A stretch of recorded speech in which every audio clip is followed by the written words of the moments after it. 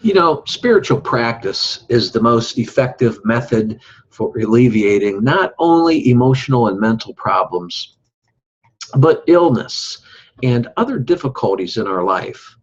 Hello, everyone. My name is James Nussbaumer, and I'm the author of these two books. The first book is called The Master of Everything. It's a story of mankind in the world of illusion that we call life. And its sequel, I encourage you to own both of them, is Mastering Your Own Spiritual Freedom, Lessons from A Course in Miracles. Both these books are published by Ozark Mountain Publishing Company, a publisher that I have a great relationship with, and they are on sale everywhere books are sold. So I hope you'll get a copy that may answer some of the questions I'm going to talk about here today. But, you know, healing is the work of our real and whole thought system, which is of the Holy Spirit. And the Holy Spirit is that inner divine self within us. Healing miracles takes place wherever the oneness of creation works in power. Try to see that the Holy Spirit is of you and that you are of Him as well. He will also use time to enhance your sisters and brothers, to help them out with maybe ideas that you have that extend. And that's just how the world works. Getting to my point, we are all spirit. You are the spirit whose mind that the Holy Spirit uses where miracles happen. Your holy instants, which say living in the now, that an instant moment where you're just now, not in the future, not in the past, just now. I call that a holy instant. I've learned that from A Course in Miracles. This present moment now, or the holy instant, will bring the stillness needed to help you understand that you are the Spirit. You are the Spirit that abides within the Holy Spirit. It is one and the same. Through His voice, a call is made to everyone, offering His sight to all who ask, and replacing error and mistakes with simple and natural truth.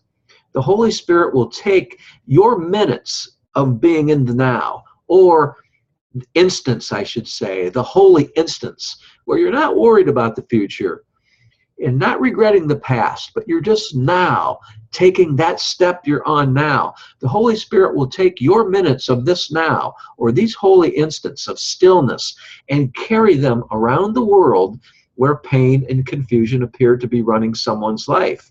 Sure, this may sound a little, out of the ordinary or strange, but it is strange and out of the ordinary only to the ego in us that is filled with fear and doubt. But this is evident in the Holy Spirit's work through us. This is evident in the Holy Spirit's manifestation in certain people, like, for example, Mother Teresa and so many others of the past, so many other givers of the real world, not the ego-based world, like Jesus and Buddha, and on and on and on. Why should this ever exclude you and me? We can manifest the Holy Spirit just like Mother Teresa had done, which, by the way, was just canonized as a saint last Sunday as of the making of this video. But, my point is, why can't we help the world through our own manifestations of this divine natural self called the Holy Spirit? We can when we act from the holy instant, from the now, where we're not regretting the past, as I had said, or fearing the future. You see, the Holy Spirit will not overlook one open mind that is ready to live their true free will. He will offer healing everywhere that He knows it will be, and He knows it will be accepted. The Holy Spirit's thoughts will increase in healing power each time someone accepts them and uses them as his own thoughts to heal. Each minute that you turn your right-mindedness, which is optimism, your optimistic thoughts, over to the Holy Spirit, these thoughts will be multiplied 1,000-fold or more, and will surprise you in the strength compared to what you originally had given to others.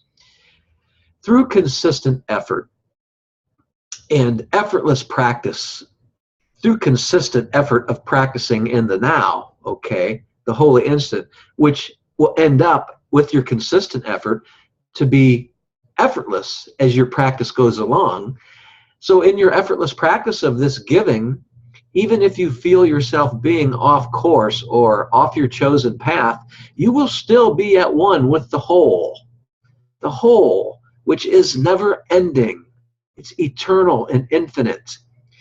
While there are many books on spiritual healing, your feeling of being off course, if this is truly so, is simply of that ego-based mind, that fearful and doubting Thomas side of us, just making a fuss a little bit. If you sense a little bit of doubt about what I'm trying to say. And we all have that doubting Thomas side in us, don't we?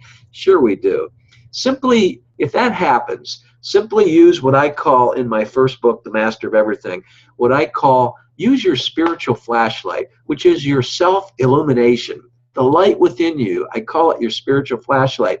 Shine that, as I discuss on my books, on the fussing little bratty child face of the ego in you. And then trust that the Holy Spirit will always accept your gifts, increase their power, and give them back to you. Because what we give, we truly do receive back. Let's take this a bit further for a minute here and allow me to share a few words with you that I've taken from the student workbook of A Course in Miracles.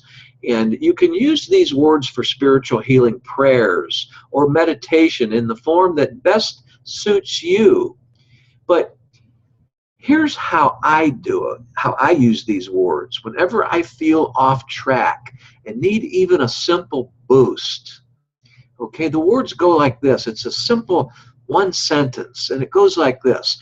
A spirit I am, a holy Son of God, free of all limits, safe and healed and whole. I'm free to forgive and free to save the world. I'll repeat that. A spirit I am, holy, a holy Son of God, free of all limits, safe and healed and whole, and I'm free to forgive and free to save the world. Here's to your healing powers.